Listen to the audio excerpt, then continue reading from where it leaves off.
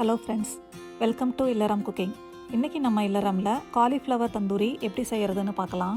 நம்ம பொதுவாக காலிஃப்ளவரை சின்ன சின்ன பீசஸாக பண்ணிவிட்டு தந்தூரி பண்ணுவோம்.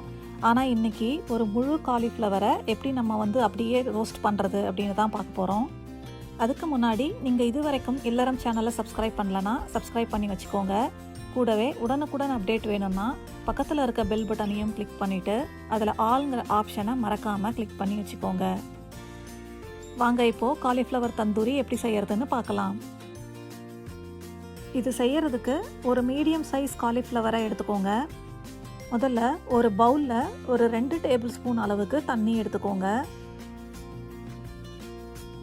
இதில் ஒரு அரை டீஸ்பூன் அளவுக்கு மஞ்சள் தூளும்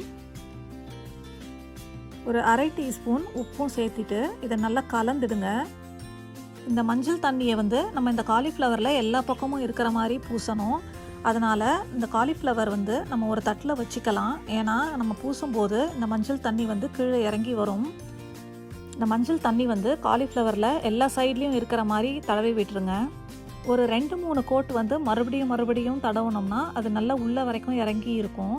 அதே மாதிரி அடிப்பக்கமும் திருப்பி வச்சு எல்லா சைட்லேயும் நம்ம பூசி விட்டுறலாம். இந்த மஞ்சள் தண்ணி ரொம்ப கெட்டியாக பேஸ்ட் மாதிரி பண்ணாமல் இந்த மாதிரி கொஞ்சம் தண்ணியாகவே இருக்கட்டும். பேஸ்ட் மாதிரி இருந்ததுன்னா மஞ்சள் இந்த மாதிரி பூசி விடும்போது மேலே மட்டும்தான் இருக்கும். தண்ணியாக இருந்தால் தான் கொஞ்சம் உள்ள வரைக்கும் போகும். அதுக்காக தான் இப்போ இந்த காலிஃப்ளவரை ஆவியில் வேக வைக்கிறதுக்கு காலிஃப்ளவர் ஃபுல்லாக உள்ளே போகிற அளவுக்கு கொஞ்சம் பெரிய பாத்திரமாக எடுத்துக்கோங்க. இப்போ இந்த பாத்திரத்தில் தேவையான அளவு தண்ணியை விட்டுட்டு இந்த காலிஃப்ளவரை ஒரு ஸ்டாண்டில் வச்சுருங்க. இது ஒரு 5-10 நிமிஷம் வேக வச்சு எடுத்துக்கோங்க. காலிஃப்ளவர் சைஸை பொறுத்து டைம் மாறும். நீங்கள் அப்பப்போ செக் பண்ணிக்கோங்க. இப்போ 10 நிமிஷம் ஆயிடுச்சு. இதை எடுத்துடலாம். இதுக்கு பதிலாக நீங்கள் பாத்திரத்தில் பாதி அளவு தண்ணி விட்டு காலிஃப்ளவரை தண்ணிக்குள்ளேயே வச்சு கூட வேக வச்சு எடுக்கலாம்.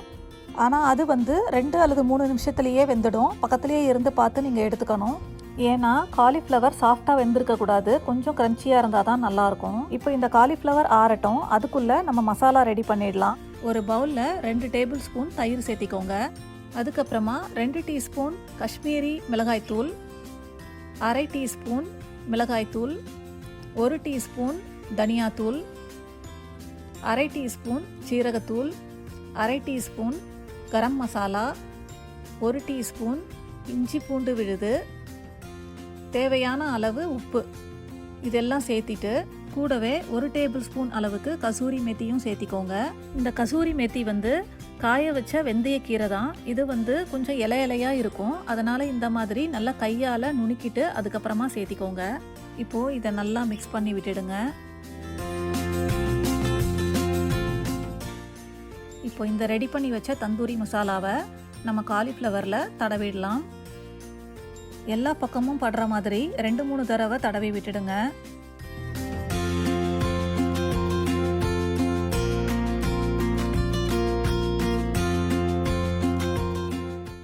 அதே மாதிரி அடிப்பக்கமும் திருப்பி வச்சு 2-3 தடவை தடவி விட்டுடுங்க.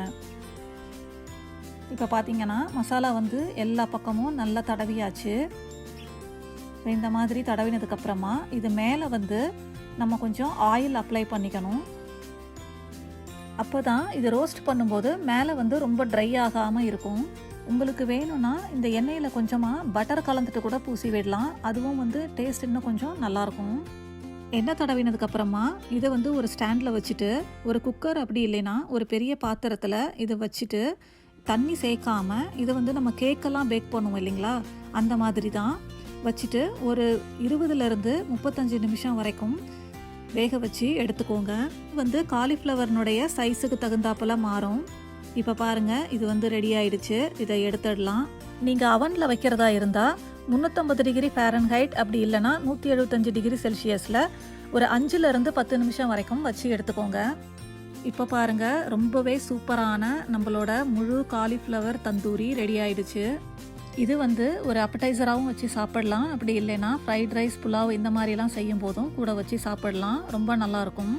அதே மாதிரி இது பார்ட்டி அப்படி இல்லைன்னா வீட்டுக்கு கெஸ்ட்டு வரும்போது நம்ம இது செஞ்சோம்னா இது பார்க்குறதுக்கு ரொம்பவே கலர்ஃபுல்லாகவும் அட்ராக்டிவாகவும் அதே சமயம் ரொம்ப டேஸ்டியாகவும் இருக்கும். இப்போ பாருங்கள், நான் இதை கட் பண்ணி காமிக்கிறேன். இது வெளியில் வந்து கொஞ்சம் சாஃப்டாகவும் உள்ளே வந்து க்ரன்ச்சியாகவும் இருக்கும். பாருங்கள், ரொம்பவே பர்ஃபெக்டாக இந்த காலிஃப்ளவர் தந்தூரி ரெடி ஆயிடுச்சு. இது வந்து fried rice, pulao, jeera rice இந்த மாதிரியான ரைஸ் செய்யும்போது இது கூட வச்சு சாப்பிட்றதுக்கு ரொம்ப டேஸ்டியாக இருக்கும். நீங்களும் கண்டிப்பாக இதை உங்கள் வீட்டில் ட்ரை பண்ணி பாருங்கள். செஞ்சு பார்த்துட்டு எப்படி வந்திருக்கு அப்படின்னு எங்களுக்கு கமெண்ட் பண்ணுங்கள். உங்களுக்கு இந்த வீடியோ பிடிச்சிருந்ததுன்னா லைக் பண்ணுங்கள், உங்களுக்கு தெரிஞ்சவங்களுக்கு ஷேர் பண்ணுங்கள். மறக்காமல் இல்லறம் குக்கிங் சேனலுக்கு சப்ஸ்கிரைப் பண்ணுங்கள். தேங்க்யூ.